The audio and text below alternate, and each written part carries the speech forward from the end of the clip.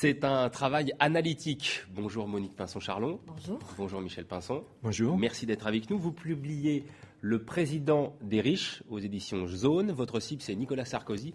Quel est pour vous le plus honteux des systèmes que le président français ait mis en place ? Alors notre cible, c'est Nicolas Sarkozy, mais comme porte-parole d'une oligarchie qui se caractérise par le fait que ce sont les patrons du CAC 40 qui sont venus au Fouquet's dès le premier soir fêter une victoire électorale au Fouquet's.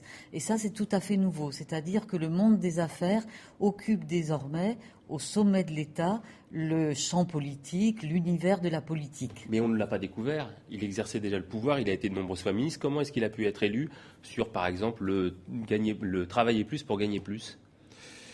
Il a, dans sa campagne électorale, mis l'accent sur des réformes qui pourraient améliorer la condition des personnes les plus modestes.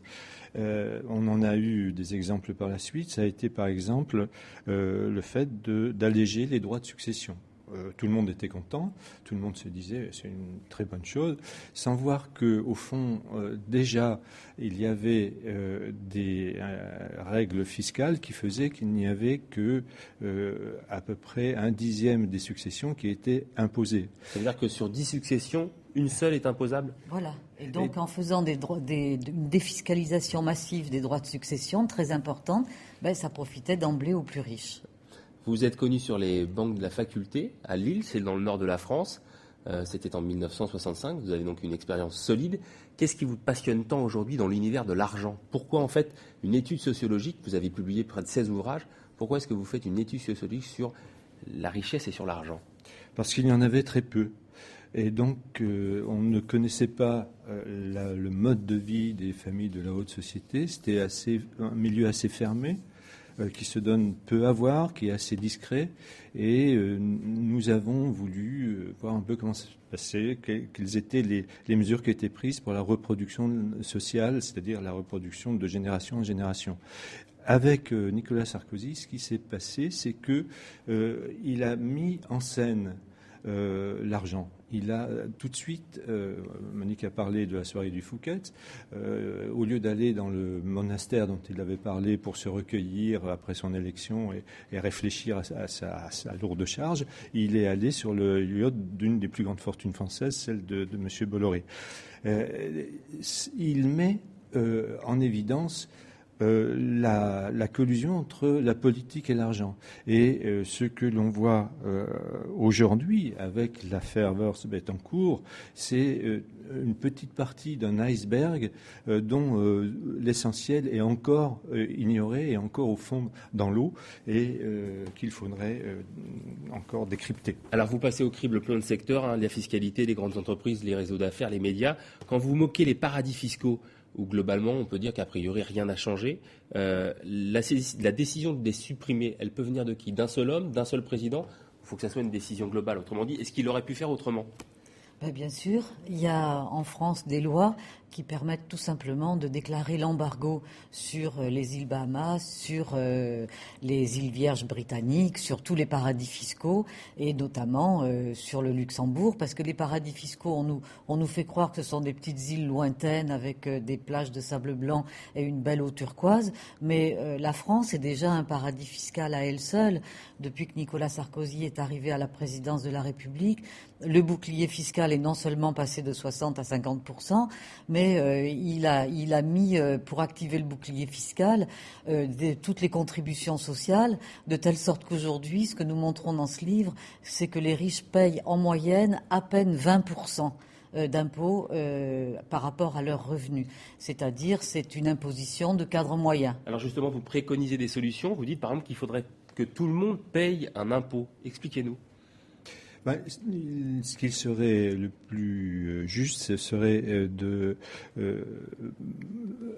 réduire, enfin de concentrer les rentrées fiscales de l'État sur les revenus, à condition, bien entendu, que ces revenus soient honnêtes. Parce que actuellement, par exemple, pour ce qui est du bouclier fiscal, le bouclier fiscal s'applique après l'utilisation des niches fiscales, hein, là où il y a des déductions fiscales, par exemple pour des investissements outre-mer.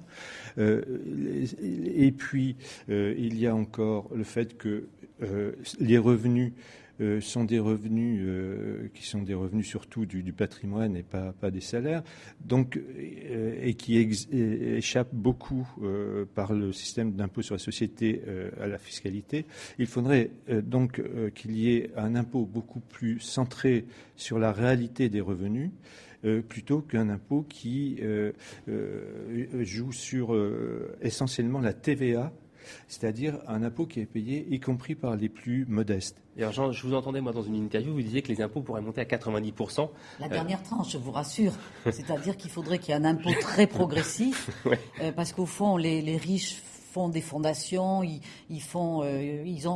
redorent leur blason en faisant croire qu'ils donnent beaucoup d'argent au reste de la société, alors qu'en réalité, nous leur demandons simplement de payer leurs impôts en fonction de ce qu'ils touchent, avec effectivement une dernière tranche pour éviter cette addiction à l'argent avec ces millions d'euros. Qu'est-ce que vous pouvez faire quand vous avez des millions et des milliards d'euros, quand il y a 8 millions de Français qui vivent en dessous du seuil de pauvreté? Est-ce que vous appelez à la lutte des classes, entre guillemets? Alors non seulement nous parlons de lutte des classes, mais à travers la parole de Warren Buffett, qui est l'homme le plus riche de la planète, c'est lui qui a dit « La guerre des classes existe et c'est nous les riches qui sommes en train de la gagner ». Et donc nous nous sommes réfugiés derrière le vocabulaire guerrier de la classe dominante qui parle de guerre des classes, qui parle de bouclier fiscal, qui parle d'exil, qui parle de parachute doré. Voilà une sémantique martiale qui montre la violence des rapports sociaux de domination dans la France de Nicolas Sarkozy. Est-ce que justement Nicolas Sarkozy n'a pas mis en évidence cette oligarchie qui jusque-là était plutôt secrète finalement? Oui, il l'a mis en évidence, mais il l'a mis en évidence en la favorisant, ce qui est un peu paradoxal et d'ailleurs dangereux. Alors, il ne s'agit pas de répartir la richesse des gens riches, c'est pas le problème, parce que ça ne suffirait pas. Il s'agit de changer la logique du fonctionnement social, parce que la logique du fonctionnement social est très entachée, est très grévée par la recherche du profit maximal, c'est-à-dire que vous avez des actionnaires qui sont de plus en plus exigeants et qui actionnaires un revenu effectivement de tirer du capital. Vous dites notamment qu'il faut effectivement supprimer la bourse. Il y a de toute façon plein de détails très riches à l'intérieur. Juste une précision, vous avez vraiment décortiqué les choses. Pas un seul procès depuis la sortie de votre livre. Pas une seule remarque, pas un seul procès, pas de problème, parce que je pense que notre travail est objectif. Monique Pinson-Charlot, Michel Pinson, merci beaucoup. Le président des riches, c'est aux éditions Zo.